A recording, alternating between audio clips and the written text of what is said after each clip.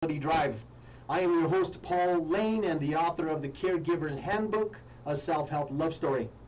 Those of you who have been ordering books, thank you so much. If you guys want to reach out to me, you can reach me at laneman09@comcast.net. Guys, last week on our show, we talked a little bit about alternative healing. We talked about crystals, and we talked about all different things. And I mentioned that I will be offering sessions, and I've just created a program that I've actually been teaching for many years. I'm calling it Chaos Killers. If you are interested, it is a 16-hour course. It involves a whole bunch of healing modalities, and so I'm really excited to be offering this. If you go to Weekend Boost or through Caretaker's Eyes website on Facebook, you can see some of my information that I'll be downloading. Also, a couple of other things I just wanted to share with you. I just got this, I got this some time ago, but it's a chakra openings, and what it is, it's a powder that is designed to open up your third eye, so that's pretty interesting. And the other one I found online was, it's called Pure Vine, and it's ayahuasca. So, those of you who are expanding your consciousness and looking into that, there's some wonderful things on the horizon. I mentioned also yesterday that I have a new device that I will be purchasing. It's called a Rife machine, and it actually generates probably 1 million frequencies, which are specifically designed to help different ailments in the body. The guidebook has 12 pages of ailments and considerations that this works on.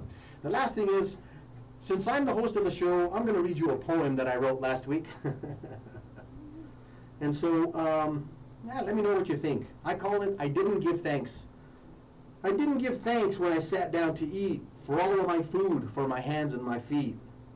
I didn't give thanks, I can live where I please, for the sunsets I see, for the cool summer breeze. I didn't give thanks when I laugh, when I cry, for sunsets and mountains, for the clouds in the sky. I didn't give thanks for having a home, a place where I'm safe and never alone. Then one day a wise friend said to me, "Your life will be best if you live thankfully." His words were so simple, so kind, and so nice. I never felt better. I felt utter shock for such awesome advice. Now I've changed how I think, how I feel, how I see, how the entire universe is connected to me. So I'll share this old wisdom from way down in the ranks, and now more than ever I want to give thanks. So I'll be, I'm going to enter that into a poetry, and actually into a writing. It's not really a competition, but it's an anthology for Calma, an organization that I represent, that I always speak on behalf of. I am a member of Calma. Calma is the Colorado Alliance for Latino Mentors and Authors.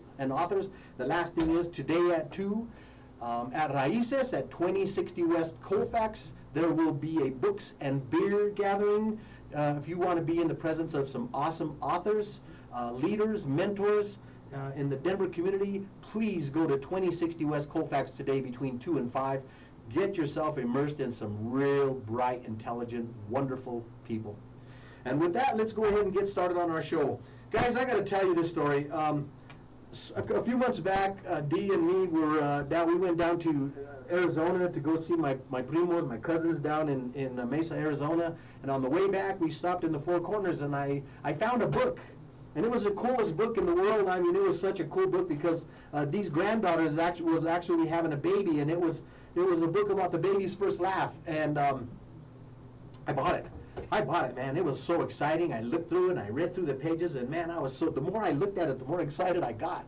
And we gave the book to Jada and Michael, because the baby actually they had a shower, and we gave it to them. And it was so weird because Michael, the husband, said that he had been reading this author's books, Rose and Tahe, for some time, and he was familiar with the writing, so it was like, this is the coolest thing ever. Well, the co-author of that book is actually going to be on my show today. I reached out to her, Nancy Bowflood, and I discovered that, man, I was talking to someone who was a very prolific author, fiction, nonfiction. She's worked many years with the Dene, the Navajo peoples, and has written a couple of books, and I'm just so excited to have you, Nancy. And unfortunately, I don't have a copy of your book, but I'm going to leave that up to you to do your books. And so this is First Lap, Welcome Baby. And Nancy, welcome. Oh, thank you. This is truly an honor to be on your program. Thank you for inviting me. Yes. Yes, I'm excited to have you. So, And here is a cover of the book. You wanted me to show it? yes, thank you. Yes. And I will give thanks to Roseanne Tahe, who had a sudden illness as this was being put together and didn't survive, and to Jonathan Nelson, also Navajo, who grew up in the Four Corners area over there by Farmington. Ah, yes, that's where we found it, right near Farmington. And when we got home, we couldn't remember where we got the book. But yeah, I was so happy that I reached out to you. You've been an author for some time. I have for, I don't know, 30 years now, I guess, yes. So it is certainly one of my passions to share things through story. Yes. I just feel story is powerful. I started out as a counselor, a psychologist, child psychologist, and I very soon came to realize that one of the ways we heal ourselves, and you're talking about healing, is through story. I always talk about the greatest teachers in history, and the greatest teachers were all storytellers. They all taught through analogy, and they all taught through, through examples. And I agree so much that stories really keep our history alive. Stories are really what, I did a lot of motivational speaking in the Denver public schools over the years, and every lesson I taught was taught through a story. And yeah, and so, to be able to read that, and to see this baby that wouldn't laugh or wouldn't smile, and then the mother and father keep going to the baby, and finally the baby smiles, and there's rejoicing that's going on all over, and it was like, this was cool. This was a cool story. Here's a great gathering of the first lap ceremony. Isn't that an amazing? Yes. Amazing illustration? Yes. The whole family comes. There's the baby and the grandmother and the grandfather and the whole family, and aunts and uncles and cousins and nieces and nephews, and always some sheep, because for the Navajo, the saying is sheep is life. But anyway, Jonathan Nelson is just an amazing illustrator. Oh yes, the illustrations were really top notch, I have to say. Tell me, how did you get involved with working with the Navajo people? Well, my husband and I were working, and our children, we were working overseas on the island of Saipan, which is near Guam. It's actually part of it's a commonwealth of the U.S., which many people don't realize Saipan is a commonwealth. Saipan and Tinian, they're famous for, in history, for where the atomic bomb was brought to Tinian and then was loaded up. So a lot of history, but also very, in a sense, unknown islands. But anyway, it was time to come back home. Both of our parents were aging and needed more, they needed us and we needed them. So we were looking for a place. We had lived in western Colorado. We'd always gone out to the deserts for spring break, camping, hiking with our kiddos, and loved the desert. We're intrigued by those who have lived in the desert for so many years, decades, centuries. And there was opening there for Phil to be able to do his pediatric work there on the Indian Health Service. So that brought us first there, and my trade is teaching, and so I worked with Navajo teachers to help develop curriculum that was appropriate to kids there. Like, we were back to story. I mean, the stories that they would recognize and know, not about kids that lived in skyscrapers with streets and paved streets and subways and all that, but this is their home, this is their place, this is their world, this is their land.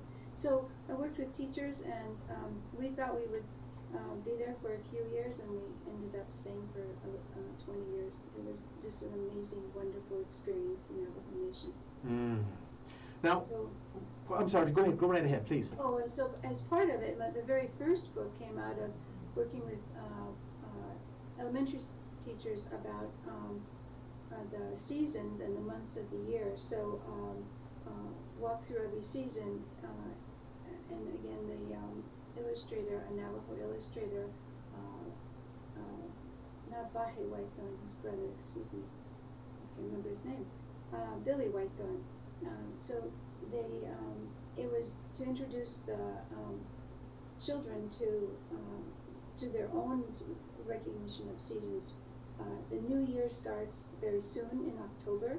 It's the beginning of a new time, and then each year is each month is called by what is significantly happening in that month. So, for example, December is the time of the big cold winds, Mm-hmm. and February is the time of when snow is melting, and so on. Wow. Yes. Yeah. You know, I've talked to some, people who have been immersed in indigenous cultures, and they always walk away changed. They always walk away, I have to say, improved.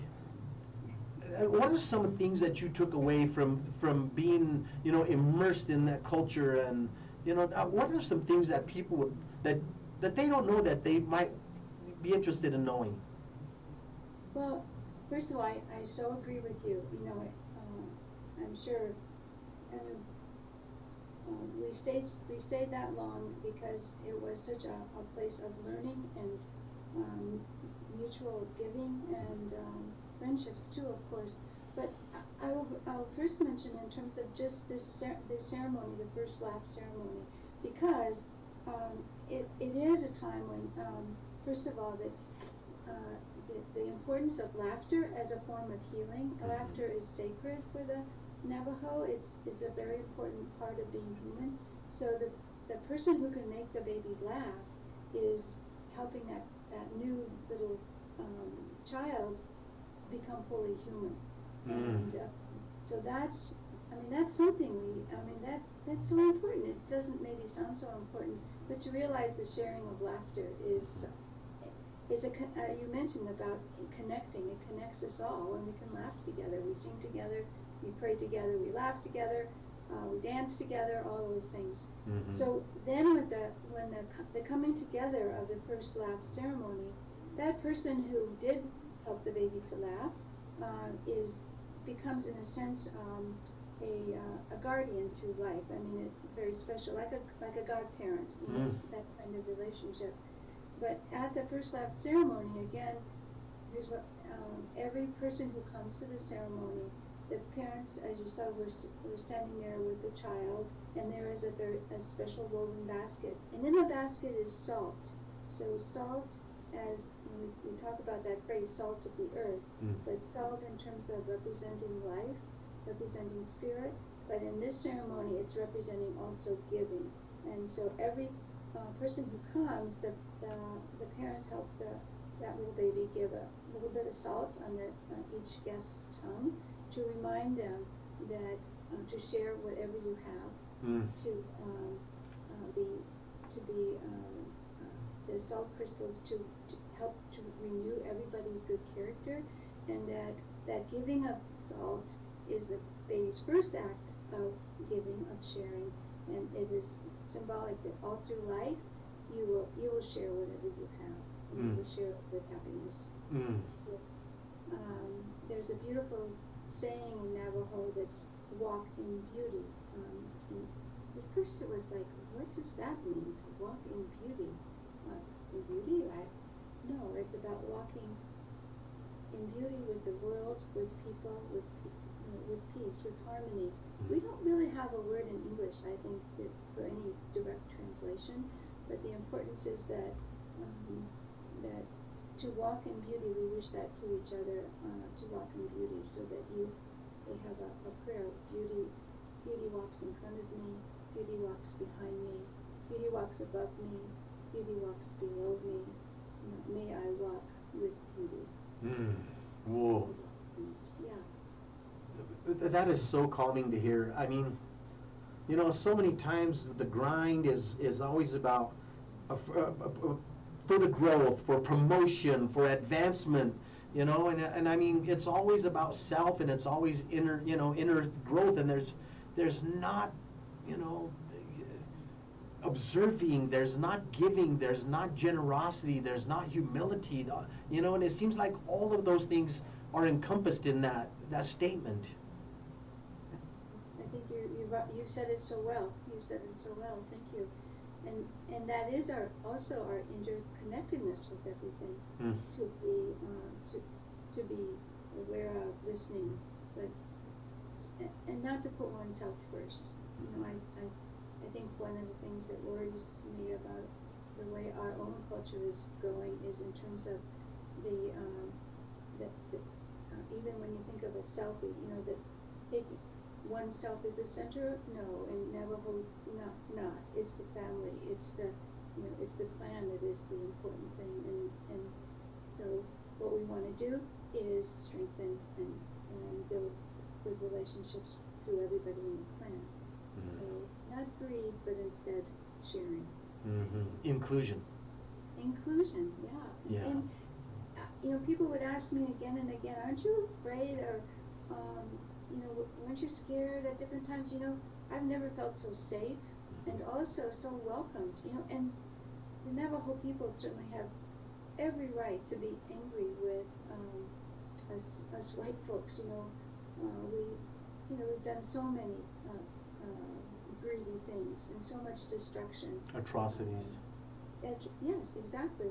And when you think back to the code talkers, there's such an example here. The Navajo, they're not even being granted citizenship, and yet they're willing to help protect the homeland. Yep. They were ultra patriotic. I mean, the code talkers, people don't even know. I'm sorry, go ahead. I didn't mean to interrupt you. You just got me all excited there. Well, absolutely. People don't know. They had to keep it secret for 50 years. All during that time, they were not being recognized for what they did, risking their lives. We were very fortunate to be able to meet several co-talkers and their also their children, and of course grown adults. But one of my questions was, why would you go and fight for a country that isn't even allowing you? I mean, who've done so many, like you said, they've taken your land, they've destroyed your crops, why? And he said, for a Navajo, a warrior is someone who protects the home, protects the homeland, protects the family. And this is what we must do, we want to do, we want to protect this country. And I think, wow, wow. Yes, yes. For those of who don't know, what were the code talkers, and how did they help America literally save America during World War II? So the code talkers were, and there were other tribes who also, but the Navajo had the most, and they were young men that literally went to the U.S. Military, went to very near the Four Corners area, but down south of there. But anyway, went to one of the schools where there were young men. They were anywhere from 14 years old to 18 years old. They didn't have birth certificates, so they would all say, "Oh yes, I'm old enough. I'm old enough to fight for my country." And they were told they had this special mission. That the first group of them, a couple of hundred, were brought to San Diego, and in the matter of a few months, they not only had to develop a code that the Japanese could not break, because the Japanese were immediately breaking every code. And of course, if they broke the code, then they could be there when the American soldiers arrive and wipe them out, right? So in the Pacific arena, what was absolutely critical was, how do we get information that the Japanese don't intercept?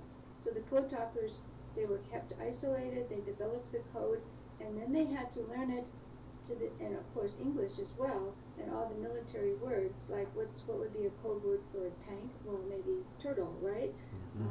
So then they had to learn it so that within 60 seconds they could receive a message in English, translate it into code, and send it out in code. So those code talkers were then sent out into the Pacific, and they were absolutely critical to being able to retake islands, and particularly Saipan. We're back to Saipan, to Saipan and Tinian.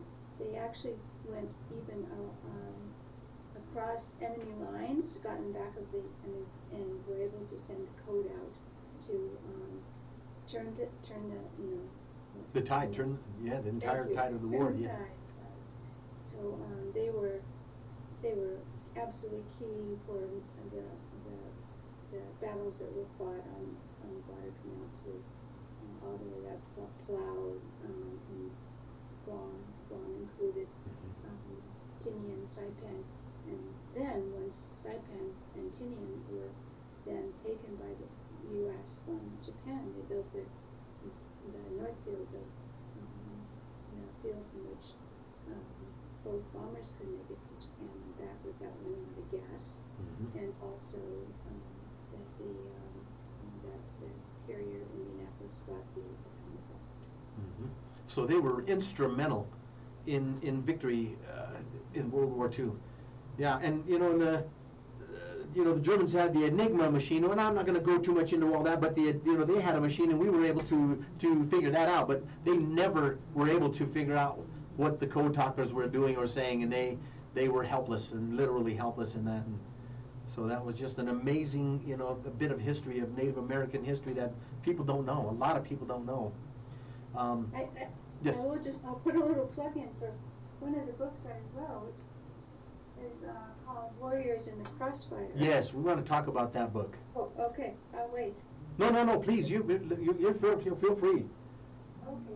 Guys, while she's doing that, I'm just going to do a station identification. You are watching the Weekend Boost on KUHS The Stream on Melody Drive, Denver, and I am your host, Paul Lane.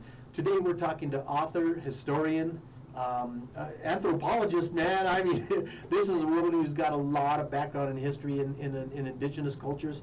And this other book we're going to talk about is a nonfiction book. Actually, historical fiction. Oh. Actually, historical fiction, but I will truly guarantee everything in it is accurate to history. Yeah, that's one of the things I love about historical fiction is because you have to do just as much or more research as as a nonfiction, because you want to make sure that your story's fluid and that it creates a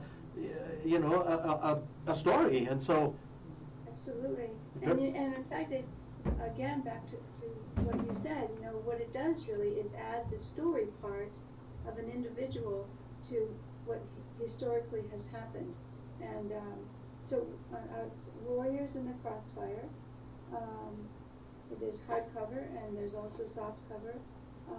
This of course appeals more to the younger set, but so two friends, one a Chamorro Palawash boy on Saipan, and his friend who is half Chamorro and half Japanese, and it's during the time of the invasion, so 1944.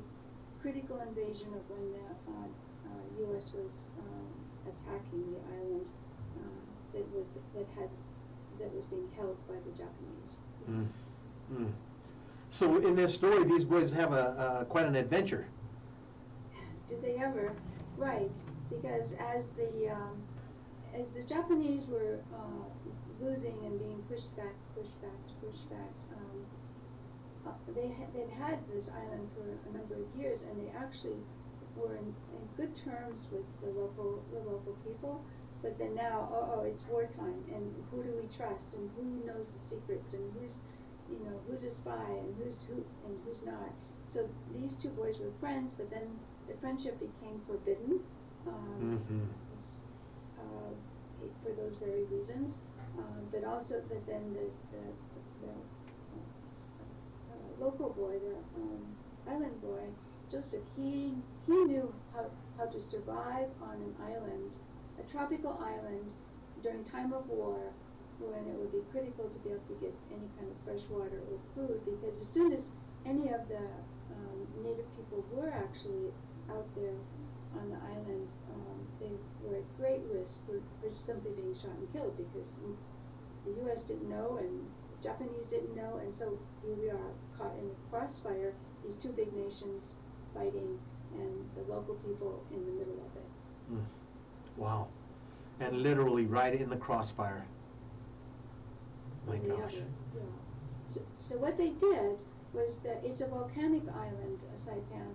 So what they did was they hid in these caves that were up on way up on the hillside. So, and the battle went on for a number of days.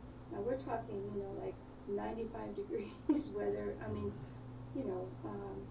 how do you survive? And how you have to, even though you may have been storing hidden water in, whether it's in coconut husks or whatever, you run out. So you have to make these very dangerous trips in the middle of the night to places where you can get some water. And so it's a story of their survival and of friendship, and also of the reality of war. The reality of war on an island. You can't flee very far. You have the island. That's it. Wow, you're like a fish in a bucket. Good analogy. Man, that's just, and even though this is fiction, this actually happened to human beings. This, I mean, literally crossfire between the Japanese and the Americans. I mean, I think about stories of my friends, Vietnam veterans. I'm a veteran, and I went in right after Vietnam, and they would always tell me stories of villages they would go to, and the Viet Cong had come through 4 days before and beaten and murdered and burned down, part of the village, and then the Americans came in and burned down the rest of it. And it's like, oh my gosh, and and then we hate the United States people. A lot of the citizens hated the Vietnamese people for being victimized. And it's just really, crossfire is almost an endless term, and it's not only merciless, but it's just unjust. It's total tragedy. It's total, because one of the culminating scenes, parts of this book is, again, everything is what happened. I interviewed many people who had survived, both island people, Japanese and Americans who were there. But at the very end, when the Japanese realized they were losing the island, part of their code of ethics is you die rather than be captured, right? And so the order went out that everybody on the island, didn't matter who you were, civilians, children, you marched to the end of the island. On one end where it's then just a precipice, it's 1,000 feet down to the ocean, and it's always volcanic rock. So they were lined up, pushed. There were soldiers everywhere shooting anybody that attempted to escape, and everyone stepped to the edge, jumped to your death. So the scenes of fathers holding children and turning around backwards so a child doesn't know what's happening. What is the sense of this? Yes. And we're worried about mustard shortages. Or runs on toilet paper, right? Or runs on toilet paper. Yeah, I mean, one of the themes that I always talk about on every show is gratitude. My poem I just read was about gratitude, and I'm guessing that you probably have gained a lot of insight on the term gratitude.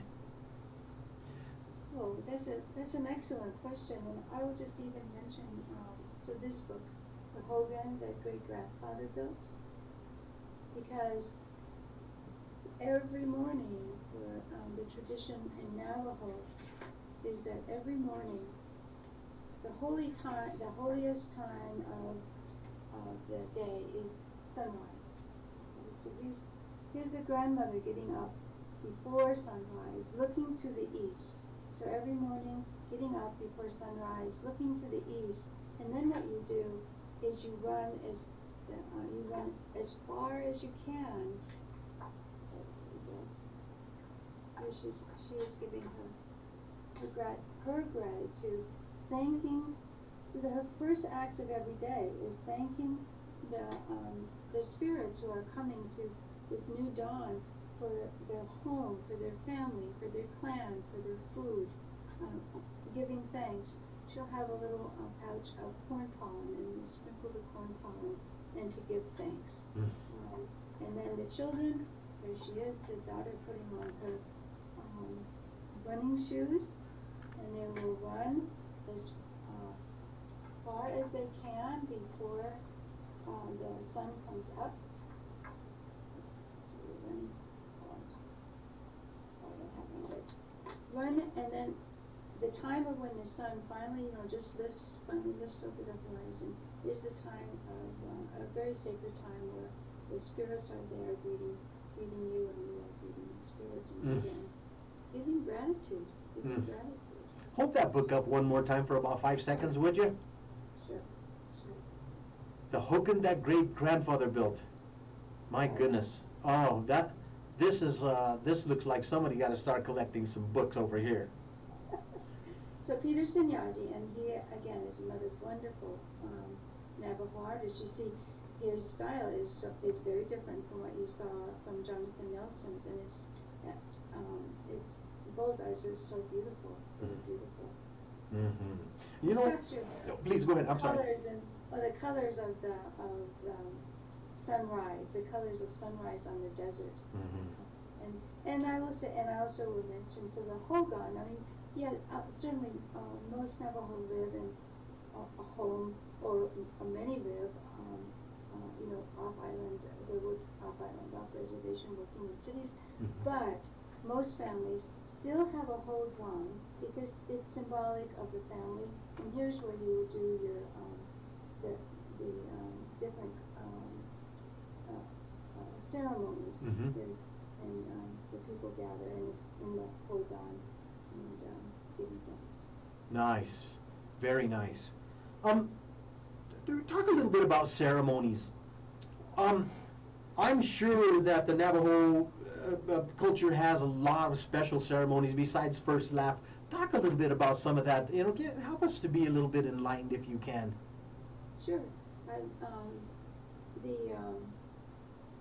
One of the special one is called Canalda, which is the coming into womanhood for a young girl, and it's again a ancient ceremony, and it usually lasts 3 to 5 days. I think 3 is probably, but during this time, and you were talking about transformation, so it recognizes this time of transformation from girlhood to adulthood in a young girl. It involves all the women in the family, often the aunts, the nieces, and it's a time of there's many symbols of time of change. So from the washing of the hair to the putting on the special clothes and the special Navajo jewelry, the turquoise, a symbol of protection, and grandmother lends to the girl a very special necklace. The auntie lends to the girl her very special, so everybody is giving her for this ceremony something very special to the Navajo, and then the girl is guided through, and she's staying up all night, all day, very, very little time to rest. Even that is symbolic of, in life, women often have to just, keep doing what needs to be done. And she is given tasks to do that are very important to them. One is making the canalda bread, which is like a cornmeal bread, and there's this huge pit, a huge fire, and she's having to grind all this corn and then mix it up, and then it's baked in that outdoor, in the earth oven for 3 days. At the end of the ceremony, once again, there is just at dawn is the running towards the sunrise, and the young girl, after doing all this ceremony, all these prayers, then, and will be held in the Hogan, runs back, and then she has this enormous cornbread cake, and she shares it with everybody that has come to celebrate her Canada. Giving of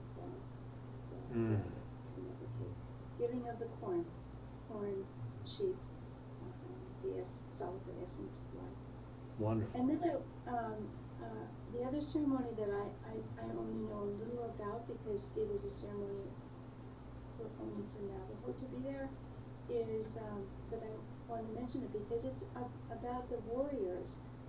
For when a warrior returns, and goodness, we've just finished a 20-year war, right? So when a warrior returns, there's great celebration. I was at the Albuquerque airport once when a warrior was coming back, and there were several hundred families with balloons, with flowers, and welcoming, cheering this, young woman warrior as she came off the plane and, into to get her luggage, such a stuff. It was amazing. On the reservation, what will happen is there's again a 3-day ceremony, and the warrior is welcomed back into the community with the prayers, with the chanting, with the coming together, with the laughter, sharing of stories. So she or he is welcomed back into the community, and it's also a time when the community accepts the responsibility of also what this warrior has either seen or done, because they have been part of that warrior having to go out and fight and maybe even hurt other people. And to take part of that responsibility on the community's shoulders, it's not just on that a burden. Yes. Oh, that's wonderful. That's beautiful. Go ahead. I've known so many warriors who have come back wounded and have been rejected by their country, who have been spat upon, who have been, just completely thrown out of society, and all they were doing was following the draft order, Well, I'm of the Vietnam era too, and I compare that and go, oh my gosh, and still today, we have a terrible suicide rate among veterans that return. Poverty, homelessness. Mm-hmm. Homelessness, you see it in Denver all the time. And I think this is something we so need to learn from the Navajo, that we need to have the ceremony of coming home and saying, yes, whatever you've done it for us, and also we're part of what you have done. So, we have this connection rather than, like you said, like, go away. This disconnect, yes. Yeah, the disconnect. And that's exactly what we need to do with our servicemen who are going and doing, what they believe is the best thing for their country, and, they need to come back, and we need to take responsibility for their actions too, because we are the country that they're fighting for, and we are the people they're fighting for, and so we are literally a part of responsible for, for any actions that they take. And so I think that's such a healing process. To me, it seems like it would be wonderful if Americans could embrace such a culture. Right, because we know the woundedness that happens within as well as without. Yeah.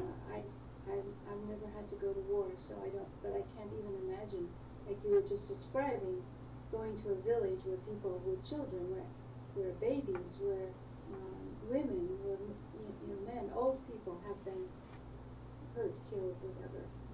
Yes. How do you recover from that? Yes. Yeah, I'm just boggled by the thought, and I don't want to go too deep into that because I'll go I'll go off on a bunny trail. But let's talk about some of your nonfiction works. Okay. Well, one that's very important to me is I'll do a couple. Please, we're here to feature you. So on the Navajo Nation is Cowboy Up, Ride the Navajo Rodeo, and rodeo is very, very dear to Navajo, and it's a family affair. Everybody partakes. Grandma's helping braid the horse's mane. An uncle is lending a roping saddle, and it's about learning the skills to take care of your livestock. It's just anyway. rodeo is very important to them. And so in this book, it's all the photographs are of the Oh, very cool. the children that are competing, and they all were taken there, either right at Chinle or Kayenta or the Four Corners area, and it celebrates their, I love this. She made the photographer, Jan Sonomere. Oh, wow. How's that for a galley? That's great. Yeah. Pull it back just a little bit. Okay. Little more, right there, yeah. Okay, very cool. Yeah, from the 4-year-old practicing on a sheep, right? Mm-hmm. And then I think this is a great one to sort of end with water runs through this book. Mm. So here we are, Colorado. Water is critical, and we're celebrating here on the western slope because it's raining, and it's been raining, and we're like, oh, thank goodness. And so this book, Water Runs Through this book, and I think this also circles nicely back to how you opened everything, because the importance of water is not only that it's essential to life, right? We can if you don't have water, you're a goner in a couple of days. Mm-hmm. Absolutely. You don't have much time.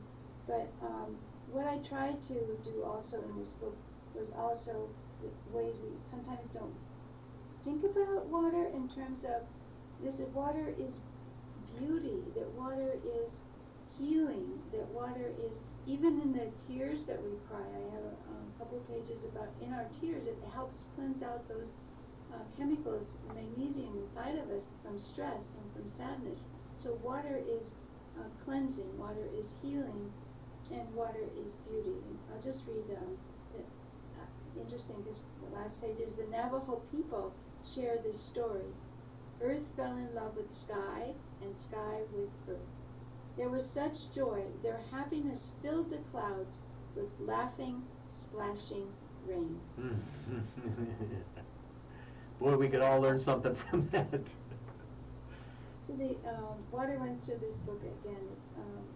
It talks about walking for water, that one of the tragedies in our world right now is that so many countries do not have wells, do not have running water. Even on the Navajo Nation, close to 30% of the people do not have running water.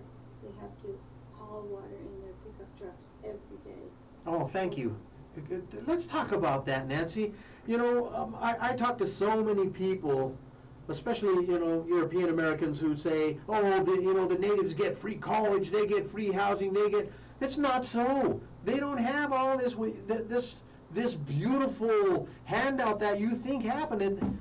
What did you say about water? Say that again in the Navajo families. Anywhere from 30 to 40% of Navajo families do not have running water, and almost that much, not quite, is do not have electricity. In 2022. Well, and then think about internet access. So obviously they don't have internet access. We've just come through a COVID period of time when schools had to be closed, right, except for virtual. So all the children on most of the reservations, not just Navajo, they don't have computers. They don't have many do not have electricity, and even more so, many do not have any internet access. When my husband and I first started working on the Navajo Nation 20 years ago, internet wasn't even available. It wasn't available for schools. The only facilities that had internet were the hospitals, but no home. They didn't even have very good cell phone service. For me to make a phone call, I had to walk a mile to the top of a sand dune and hold up my cell phone so I could call, right? Mm-hmm. Yeah. Mm-hmm. So think about how that impacts daily life. If every day you may have sheep, goats, you may even have some cattle and horses. They all need water. right? You're taking care of grandma and grandpa. Um, Cooking water, washing water. Well, of course, there's no flush toilets then. So it's a lot of work not to have any water. And I've said this statistics, so many don't have any water. Yes, and so you mentioned about free things. First, to realize, there's over 350 different nations. Every nation is has its own laws, rules, Sovereignty. governments. So you can't say this is how it is for Native American Indians, because you have to say no. Navajo, Hopi, what? Lakota. Which ones are you talking about? It would be like saying, oh, Europeans eat French fries. Right. Like, wait a minute. It's a blanket statement. Absolutely. That's a very great point. So Navajo Nation, in terms of free, is when they were taken off of their land. We know about the Veil of Tears, and for the Navajo it was the Long Walk that occurred in the late 1800s, and they were all taken off their land. They had to walk 300 miles. Many died, many were killed. Meanwhile, while they were gone, everything they'd been built on their livestock. They had wonderful orchards. Everything was Manuelito. Yes. Yes, and so when there was a treaty for them to return to their own land, they were guaranteed health care and education. So on the Navajo Nation now, yes, health care is provided, and they went through the terrible time of boarding schools. Oh. That's another whole story, right? Oh. Another story. Yes. But yes, in terms of education, I mean, they have, in a sense, public education just like every state does. I mean, everybody has public education, thank goodness, right now. So yes, they have public education, and there are a few universities that grant special scholarships to Native students, but not. It's not unlimited free college, and there's a lot lacking, and I just want to mention that through the process of colonization, much of our history was taken from us. It was wiped out, and so a lot of brown people in America, they just called them Chicano, Mexican, and I mean, all my life I remember being called Mexican, and it's like I've never been to Mexico. I never knew what my roots were, and now as I'm getting older, I'm doing more research, I'm finding out that I'm Apache. And my cousin Rodiana and Hector, her husband, were down in southern Colorado yesterday and talking to some of our relatives, and we found out that we had a lot of land, and it was all appropriated to someone else who needed it more. Cattle ranchers, and there was so much, and there's a lot of talk of reparation, and everyone says, well, there can never be reparation. Well, there's a lot of people that are left without, and in the end, it has not been a fair and equal system, and it hasn't been equitable for everybody, and when some people call Manifest Destiny a document of progress, to some people it was legal genocide. Yes, it was legal genocide. Besides taking your land, your livelihood, people, right? Absolutely. Bury my heart at Wounded Knee. Yes, yes. And Brown. the same was for the Navajo. Everybody, go away. We're taking your entire. We're taking everything. Everything. And we're gonna put you on this land that nothing will grow on, and because it was so barren. full of salt. Yeah. Yes. And people were dying, and finally, the chiefs were able to negotiate a treaty. Yes. And I'll just mention, so I did write Soldier Sister Fly Home. Yes. And the sisters are biracial, and the book is dedicated to Loie Payestoa, who is from the Tibet City area where this is set, where I was teaching, and her mother, Loie Payestoa, was the first Native American woman to die on foreign land as a U.S. soldier when we first made the invasion of Iraq. And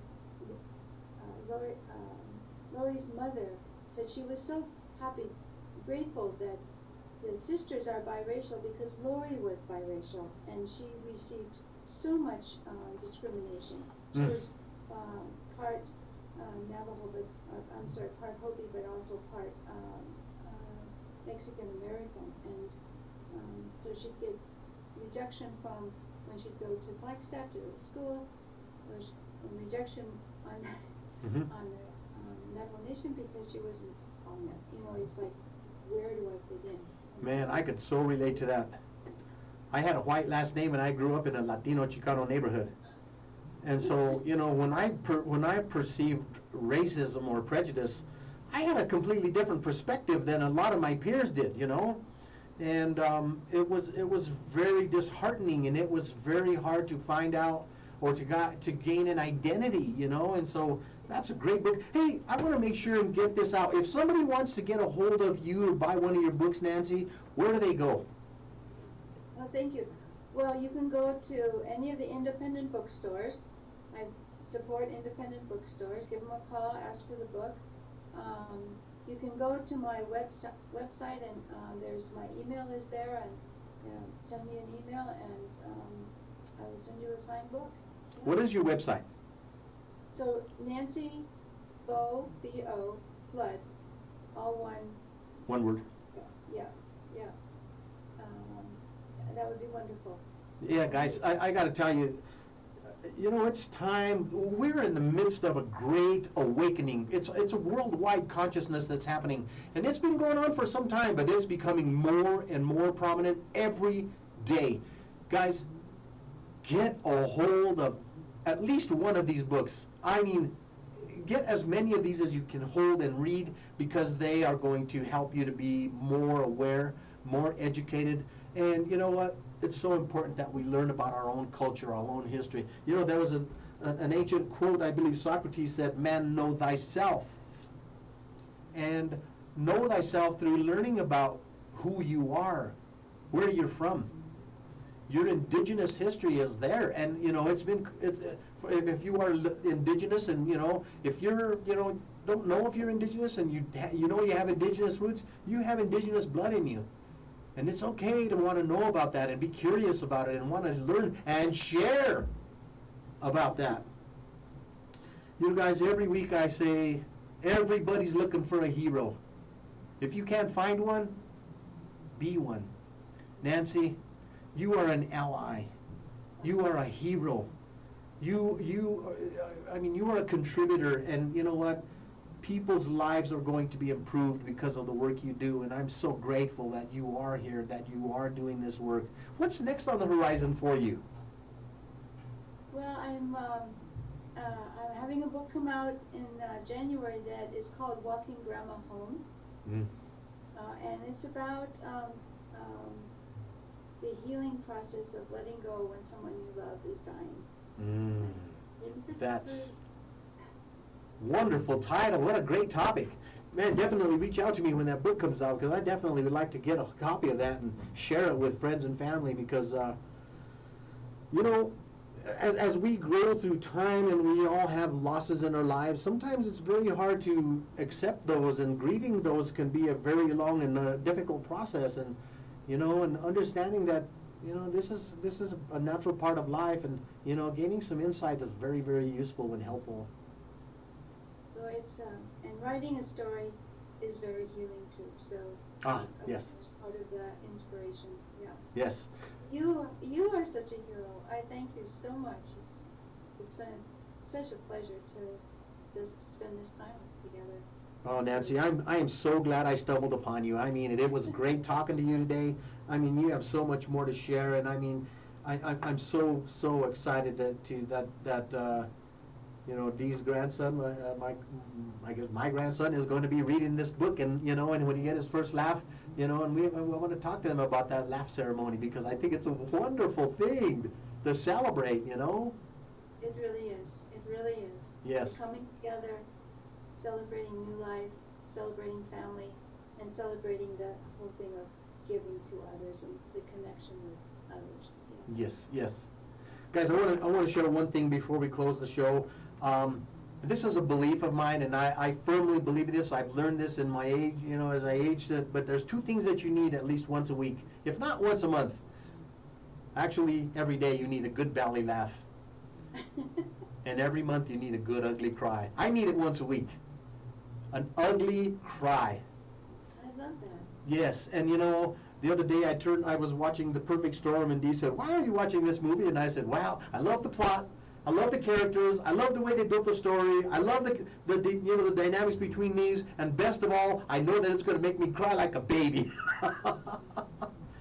And so I consciously seek that out, and I think it's a very integral part of health, mental health, spiritual health, peace of mind. Guys, you've been watching the Weekend Boost on KUHS, the stream on Melody Drive. We have been talking to hero Nancy Bo Flood, and your books are just so wonderful, and Nancy, and I thank you. Guys, stay tuned for Deep Cuts by Mr. International.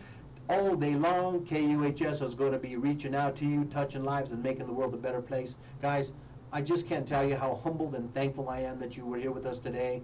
And reach out to Nancy, get her book in your hand, share it with your friends. I love you guys. I'm so honored to be a part of this show. Thank you, Jeff. Thank you, Nancy.